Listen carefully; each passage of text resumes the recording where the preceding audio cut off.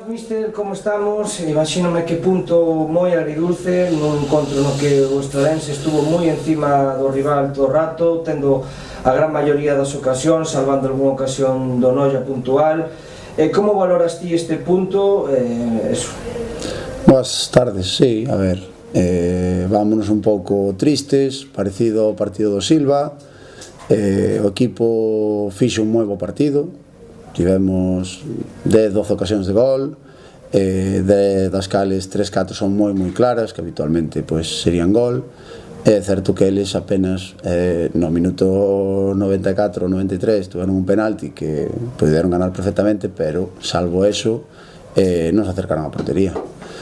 Bueno, son cosas que pasan, de perder así, ou de empatar así, pero bueno, claro que estás fastidiado.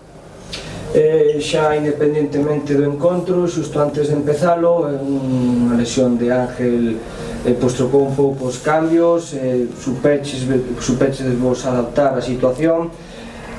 Nestas alturas sabemos algo do que pode ter ou aínda lle están facendo probas? Non, a ver, a verdade é que afectounos especialmente a Purroa, que é o seu primo, estaba con a cara antes de empezar a xogar, bueno, non ten boa pinta, sabemos o que é Ángel, que seguramente é o mellor lateral da categoría, para nós é un xogador importantísimo, pero bueno, a verdade, levamos falando moito tempo nestas entrevistas que xente como Elías é un multiusos, hoxe fixe un partidazo espectacular. Vamos botar de menos a Ángel, como botamos de menos a Juanín, a Caraván, pero bueno, estas lesiones de larga duración, hombre, quedounos unha moi mala espiña, verdade? Siguiente xornada, vades a Villalba, rival directo é moi complicado, mas no seu campo. A día de hoxe, como ves o encontro? Un partidazo, un partido moi bonito de xogar.